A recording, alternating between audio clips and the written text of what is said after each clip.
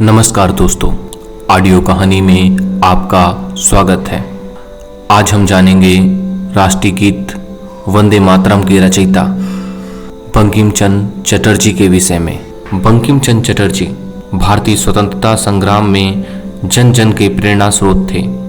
उनका जन्म 26 जून 1838 को वर्तमान पश्चिम बंगाल के 24 परगना जनपद के कंथालपाड़ा में एक परंपरावादी समृद्ध परिवार में हुआ था।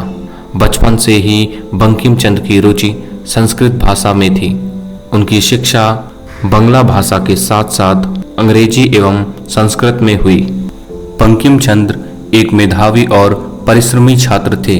उन्होंने वर्ष 1858 में बीए की परीक्षा प्रथम श्रेणी से उत्तीर्ण की और कलकत्ता विश्वविद्यालय से पास होने वाले प्रथम भारतीय स्नातक बने। शिक्षा समाप्ति के तुरंत बाद पिताजी की आज्ञा का पालन करते हुए इन्होंने 1858 में सरकारी सेवा में डिप्टी मजिस्ट्रेट का पदभार ग्रहण किया। सरकारी सेवा में रहते हुए इन्होंने तत्कालिक बंगाल के विभिन्न जिलों में सेवाएं दी। बंकिम चंद्र प्रशासनिक समस्याओं को सुलझाने में अपनी कुशलता, कर्मठता और मानवीय गुण से ओतप्रोत सरकारी कर्मचारी के रूप में प्रसिद्ध थे। कुछ समय तक बंकिम चंद्र सरकार के सचिव पद पर भी कार्यरत रहे। इन्हें राय बहादुर और CIE की उपाधि से भी विभूषित किया गया। सरकारी सेवा से बंकिम चंद्र 1891 में सेवानिवृत्त हुए। सरकारी नौकरी में रहते हुए बंकिम चंद्र ने 1857 का भारतीय स्वतंत्रता संग्राम अपनी आंखों से देखा। शासन प्रणाली में वर्ष 1858 में आकस्मिक परिवर्तन हुआ। भारत की शासन व्यवस्था ईस्ट इंडिया कंपनी के हाथों से सीधे महारानी विक्टोरिया के नियंत्रण में आ गई।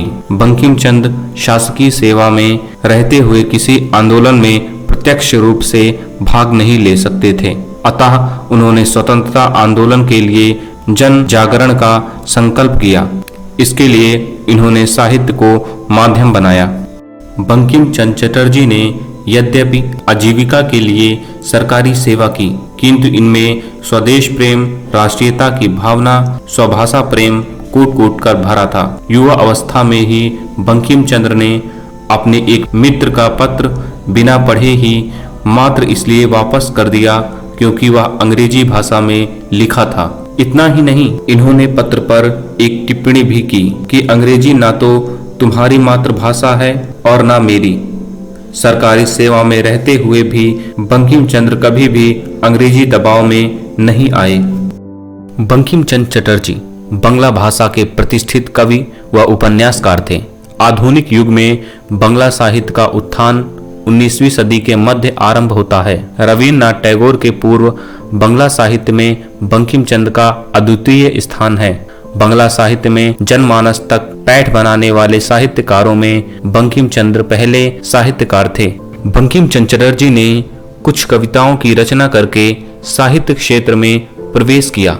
उस काल में बंगला भाषा में गद्य, उपन्यास व कहानी जैसी विधाएं कम प्रचलित थीं। बंकिम चंद्र चटर्जी ने इस दिशा में पथ प्रदर्शक की भूमिका निभाई। इन्होंने मात्र 27 वर्ष की आयु में दुर्गेश नंदिनी नामक उपन्यास की रचना कर साहित्य के क्षेत्र में ख्याति प्राप्त की। बंग दर्शन नामक साहित्य पत्र का प्रकाशन भी इन्होंने किया। गुरुदेव रवीन्द्रनाथ टैगोर ने बंग दर्शन पत्र में लेख लिखकर ही साहित्य क्षेत्र में प्रवेश किया था। वे बंकिम चंद्र चटर्जी को अपना गुरु मानते हुए कहते भी हैं। बंकिम बंगला लेखकों के गुरु और बंगला पाठकों के मित्र हैं। बंकिम जी के अन्य उपन्यास कपाल कुंडला, मृणालिनी, विश्ववृक्ष, रजनी आदि भी प्रकाशित हुए। राष्ट्रीय दृष्टिकोण से उनका सर्वप्रसिद्ध उपन्यास आनंद मठ है। इसी उपन्यास में सर्वप्रथम वंदे मातरम गीत प्रकाशित हुआ था। ऐतिहासिक सामाजिक ताने बाने से युक्त इस उपन्यास ने तत्कालीन भारत के राष्ट्रीयता की भावना जागृत करने में महत्वपूर्ण भूमिका निभाई। जन जन के बीच राष्ट्र प्रेम की भावना का संचार होने लगा। बंकिम जी द्वारा दिए गए गीत वंदे मातरम ने पूर्ण स्वतंत्रता संग्राम को न केवल एक नई चेतना से भर दिया, अपितु भारतवासियों के लिए आजादी का पर्याय भी बन गया। वंदे मातरम गीत 1896 के कोलकाता के कांग्रेस अधिवेशन में सर्वप्रथम गाया गया। वर्तमान में वंदे मातरम भारत का राष्ट्रीय गीत है। बंकिम चंद्र एक साहित्यकार होने के साथ साथ एक महान देशभक्त भी थे। आनंद मठ के माध्यम से इन्होंने देश के कोने कोने में वंदे मातरम के उद्घोष को गुंजायमान किया और राष्ट्र भावना को जागृत किया। उन्होंने एक अंग्रेज कर्नल पर एक भारतीय का अपमान करने के विरोध में दावा ठोका। इस घटना ने उस अधिकारी को माफी मांगने पर मजबूर कर दिया। सरकारी सेवा से सेवानिवृत्त होने के समय से ही बंकिम चंद्र का स्वास्थ्य साथ नहीं दे रहा था। अंततः 8 अप्रैल 1894 को इस साहित्य सेवी देशभक्त का देहांत हो गया। लेकिन राष्ट्रीय गीत वंदे मातरम के माध्यम से भारतीय जनमानस उन्हें याद रखेगा।